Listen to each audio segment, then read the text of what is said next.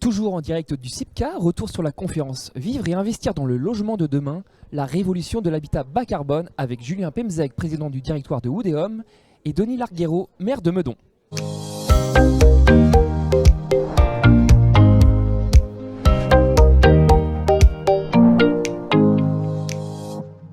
Julien Pemzec et Denis Larguero, bonjour. Bonjour. Bonjour. Merci beaucoup d'avoir accepté notre invitation aujourd'hui. On n'a de cesse de le répéter, l'urgence climatique est là et les acteurs de l'industrie immobilière se doivent de s'emparer du sujet pour proposer des logements bas carbone. Première question, la révolution est-elle en marche ou faut-elle encore la provoquer ? Oui, indéniablement, elle est en marche. Après, plutôt que la provoquer, il va falloir l'accélérer maintenant parce que le défi est de taille. Bon, dans les bonnes nouvelles quand même, on voit cette mobilisation. J'ai entendu parler de 10 000 inscrits pour ce premier salon du bâtiment bas carbone. Donc il y a un vrai engouement de toute la place et on voit que tout le secteur de l'immobilier a pris conscience que c'était un peu le cancre des émissions de carbone, qu'il fallait se retrousser les manches et puis déployer des solutions. Mais c'est hyper encourageant parce que on voit que tout le monde s'y met, les solutions arrivent. Chez Woodéum, on a réussi à diviser par 2 l'empreinte carbone en 8 ans et on ne va pas s'arrêter là. La demande est là aussi, puisque nos concitoyens, bien sûr, maintenant attendent de nous qu'on leur produise et qu'on leur fournisse des solutions de logement qui soient éco-citoyens, de la même manière qu'on va améliorer la qualité des transports et de l'environnement en général. Justement, en tant que maire de Meudon, comment faites-vous pour offrir une ville plus vertueuse aux habitants ? C'est la mise en place d'écoquartiers, donc d'une réflexion globale finalement à la fois sur le logement diffus mais aussi sur les grands projets. Tout ça passe aussi par la réflexion sur l'espace public, puisque le logement est une des composantes, mais il va dans un ensemble qui est celui de l'espace public où on va privilégier les espaces permettant de lutter contre les îlots de chaleur, qui va être un ensemble de solutions dans lequel le logement est premier, puisque le logement est un des premiers émetteurs de gaz à effet de serre, et c'est évidemment le secteur sur lequel on doit agir en priorité.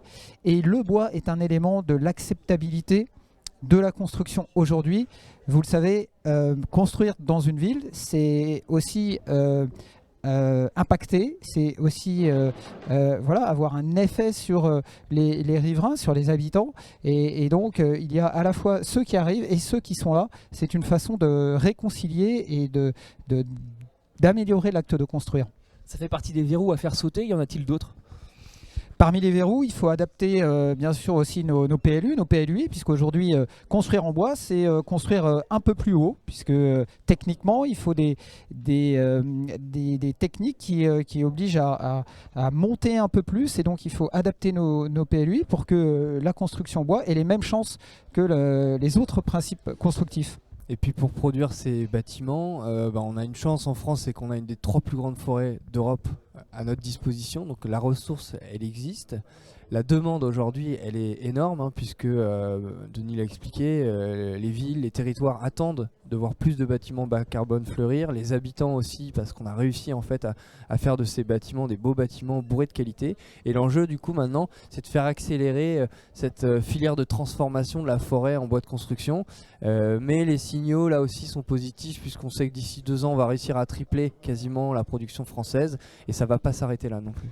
Dernière petite question, qui dit logement de demain dit-il hausse des coûts ? Non, on dit pas hausse des coûts parce que on se retrousse les manches, on cherche des solutions, on développe une ingénierie en fait de ces nouveaux métiers bas carbone chez les architectes, chez les entreprises, et puis en fait on va voir que en massifiant en fait cette manière de voir les bâtiments, de les concevoir, en utilisant plus cette ressource biosourcée qu'est le bois, eh bien on va réussir à les tenir les coûts, et en plus l'acheteur, lui, il va bénéficier d'un bâtiment beaucoup plus pérenne, beaucoup plus performant sur la consommation énergétique. Par exemple, on a pu voir que les gens avaient divisé par 5 leur facture énergétique par rapport à l'ancien dans nos bâtiments.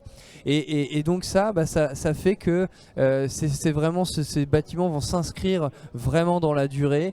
Et par ailleurs, on va aussi constater que les bâtiments anciens non rénovés vont être très rapidement plongés dans l'obsolescence parce qu'ils vont être sanctionnés maintenant. Les lois vont bientôt empêcher d'augmenter les loyers sur des bâtiments pas assez performants. Donc là aussi, ça va donner une prime à ces bâtiments hyper écologiques.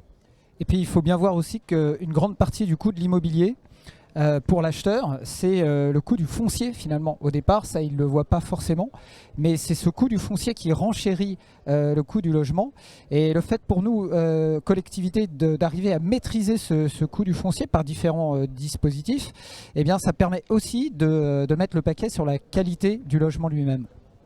Messieurs, merci beaucoup pour cet éclairage. Merci. Bonne journée. Et à très bientôt sur BITV.